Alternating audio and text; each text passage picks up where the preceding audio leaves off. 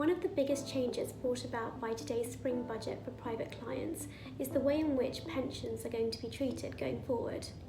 Firstly, today's budget has abolished the pension lifetime allowance. The pension lifetime allowance is the amount that an individual can hold in their pension free of tax. Presently, this allowance is just over £1 million and has steadily decreased over the last few years.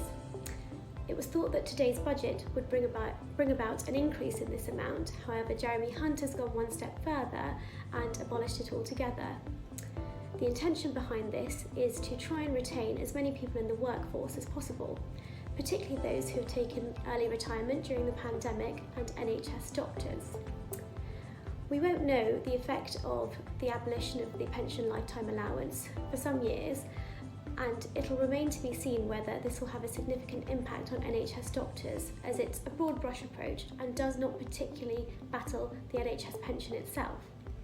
However, this may be something that we see private clients looking at favourably, as many pensions are held free of inheritance tax depending on the particular wrapper and the holding.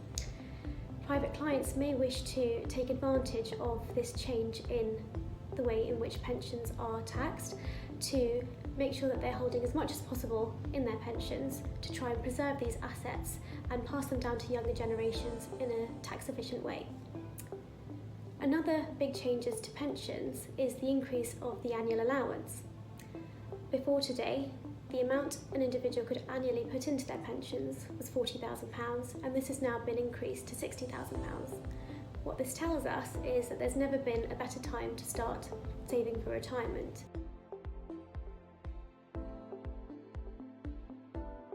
This change will allow UK resident investment managers to accelerate their tax liabilities and allow them to align this with the position in other jurisdictions, particularly where there is the availability of a double taxation relief.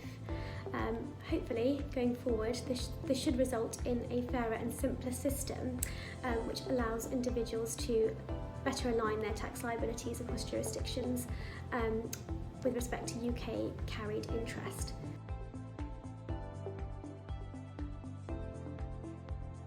A slightly smaller change that may affect private clients brought about by today's budget is the legislation that has been passed with respect to the tax liability of smaller trusts and estates. This is following a tax and trust consultation held by HMRC in 2022, which proposed to simplify the way in which low-income trusts and estates were taxed.